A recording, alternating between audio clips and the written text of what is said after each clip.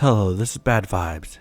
Today's video is on stories that happen in the middle of nowhere. Where if you scream, people might not hear you. Joining me today is Formidable Escape. He will be reading stories number 2, 4, and 6.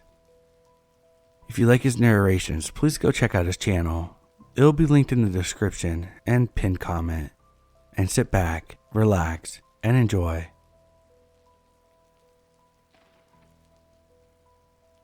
This happened almost 25 years ago, way before cell phones were a popular thing. When I was 17, my brother, 13 at the time, and I were traveling into northern British Columbia in mid-November. This is important, as the darkness at this time of the year in the mountains is absolute. We were in Pine Pass between Chetwynd and Prince George, BC. Anyone who knows this area knows how desolate it is. I'm talking about hundreds of kilometers between gas stations and any kind of people or buildings. We were just about at the Powder King Ski Resort turnoff, and it was getting late. We pulled into a roadside turnout around 10:30 p.m. because I was super tired. My brother was already sleeping. I pull in and park near some tourist signage, lock my doors, and put my seat back to sleep. I was dead asleep when something snapped me awake. To this day, I'm not sure what it was that woke me up. I was looking around, trying to figure out what was happening, when all of a sudden my car was surrounded by 4 or 5 men. They started yanking at my door handles, trying to get into the car. I'm not sure if they saw that I was awake or not, but I sat up and slammed the car into drive and peeled out of there. I'm not sure if I hit one of them or not, and I didn't care to check. I didn't stop again until my auntie's house in Prince George. Was one of the 3 most terrifying times in my life. So to the 4 or 5 men in Pine Pass who tried to get in the car with 2 kids, I hope I at least ran one of your feet over.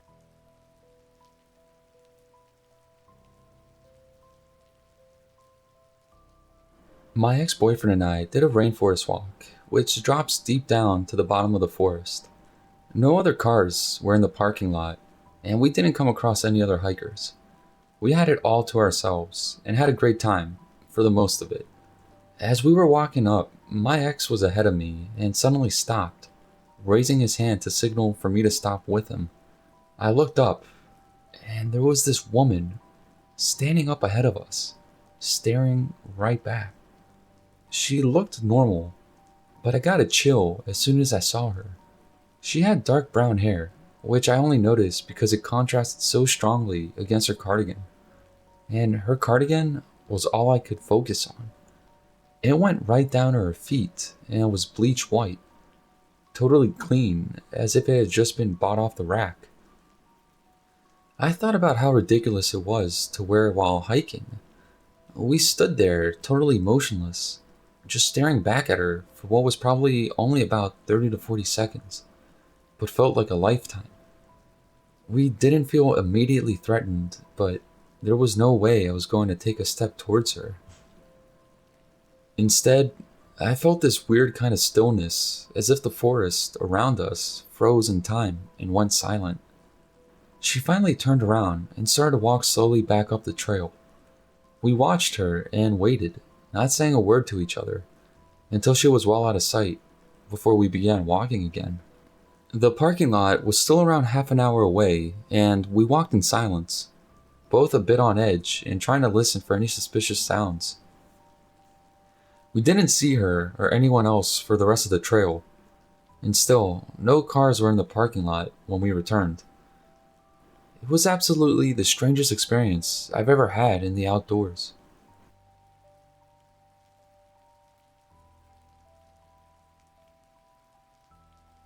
A few years back, probably in my junior year of high school, I was hunting with a guy my mom was dating.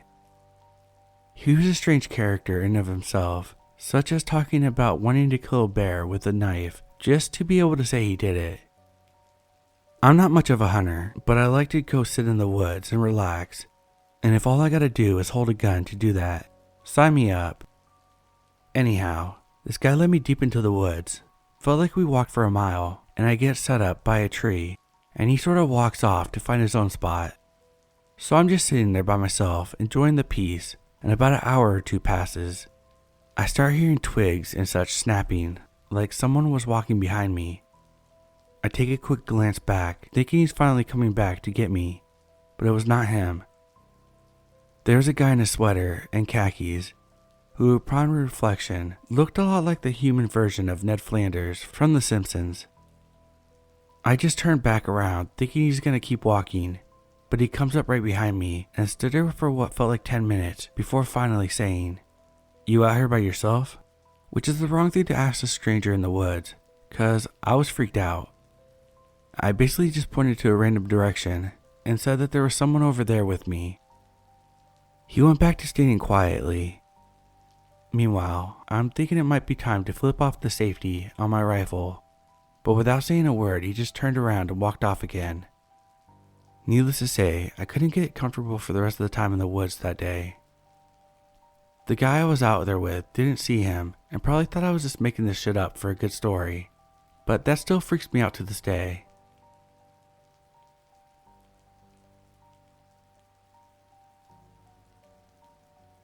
This story happened in July. My husband and I decided to take our 2 kids camping one weekend since we can't do much else ever since Corona. Plus, we love camping and have never taken them before. Our daughter is 2 and our son is 6. We went to our usual place where the campsites are about half a mile away from each other. Well, once it started to get dark, our kids started getting scared and wanted to leave, so we decided to take them to my dad's for the weekend. And when we went back to the campsite around midnight, we decided it was time to go to bed. We lied down and fell asleep rather quickly, and around an hour or two later, I woke up because I had to pee. I woke my husband up, and we walked together to the bathroom, which was about halfway between campsites. On our way back, we saw a light coming from our campsite, which kind of worried us, making us think our family was looking for us. So we walked back quickly towards the campsite, but right before we did, we got out of the trees and my husband threw his arm to stop me. I asked him what, and he simply shushed me. I stayed quiet and looked back at the campsite. I watched the light when I finally noticed a glint of silver in their hand. A long knife. We ducked down and hid behind some trees, and in typical scary movie fashion, the guy heard us move and shined his light towards the woods. That's when he started running towards us, and we took off running in the opposite direction. We could hear him running behind us, and we kept checking as much as we could. At one point, we noticed the light was gone. We eventually were able to circle to the road and crept slowly back to my husband's SUV. We got back in and drove as fast as we could and called the police. They had us take them back to the campsite, and we waited in the car while they checked the campsite and the surrounding area. Soon, we saw more police cars pull up, and the 2 original officers came up to us and asked us to walk to the tent with them. We did, and what we saw was shocking. Our tent was slashed to pieces, and so was all of our stuff. The police ended up evacuating all the other campers and did a sweep of the entire area, but didn't find anything except for the flashlight that was along the way we ran. We follow up with the police every month, and there have been no updates. I will post if anything new comes up.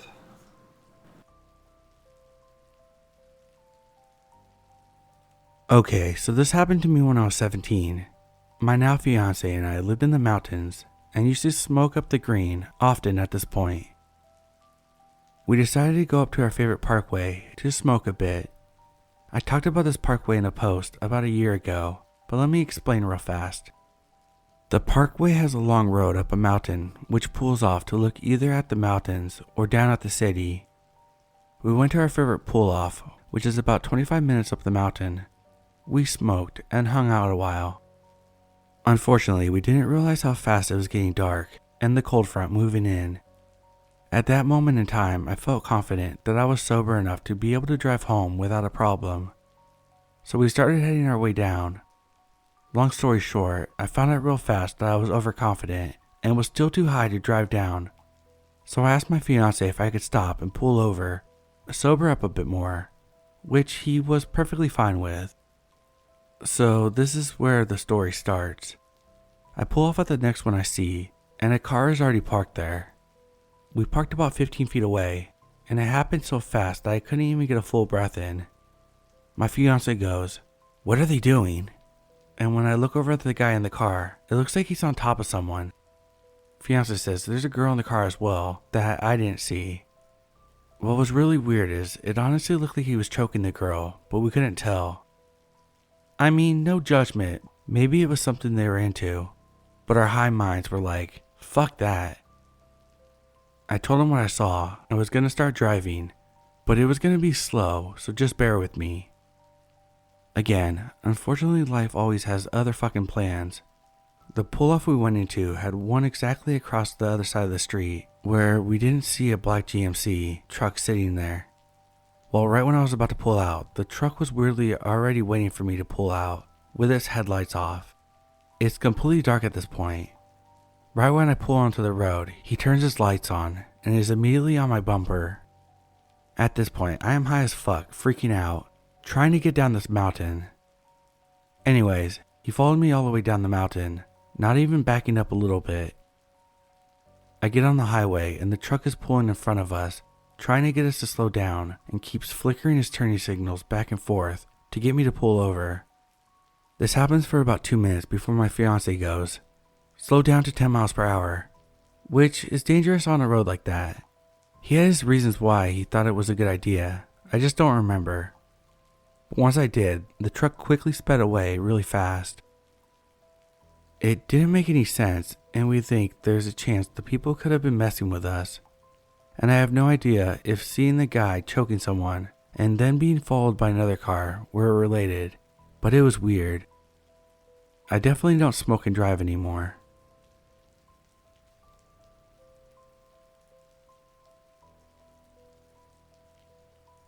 So, I was a wildland firefighter back in the day in Arizona. I worked in a forest that was generally popular with a lot of recreation in the northern portion, but I worked on the southern portion of the forest that was really remote. It barely had any roads or campgrounds, so if you wanted to relax there, you had to work for it. The fire crew that I was on had two duty stations, one in a small town where the rest of the forest employees worked out of, and one that was about 2.5 hours up a really windy, mountainous road. The remote duty station had an old Forest Service ranger station and a newer double-wide trailer that was recently put in. When I worked at this place, it had no cell reception. When my crew and I weren't working, we were playing horseshoes and watching movies. They did eventually add a cell phone booster, which sadly made people play on their phones, but I digress.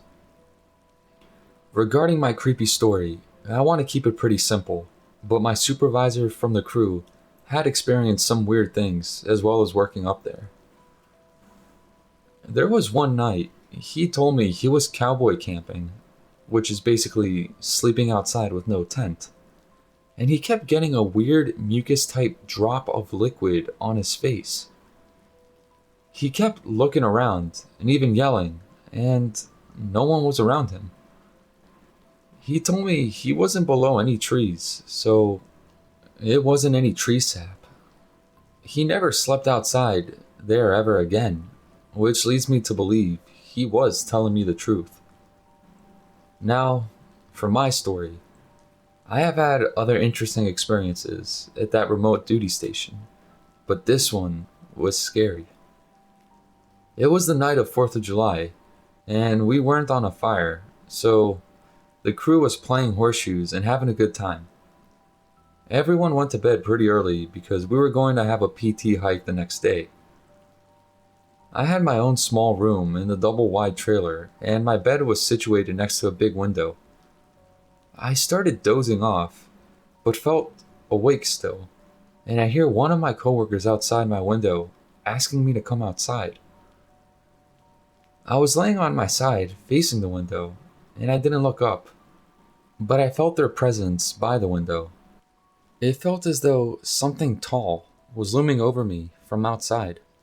They kept beckoning me, and I said no. Pretty quickly, their voice started changing to a deeper, raspier, angrier voice. They started cursing at me. I just froze. It was sort of a demonic voice. Get the fuck outside. I lay frozen, not moving, while they yelled at me. Eventually, it stopped, and I fell asleep. I woke up the next day and wanted to ask my coworker if he was standing outside my window, but I felt too weird. Perhaps this was a mild form of sleep paralysis, but nevertheless, still weird.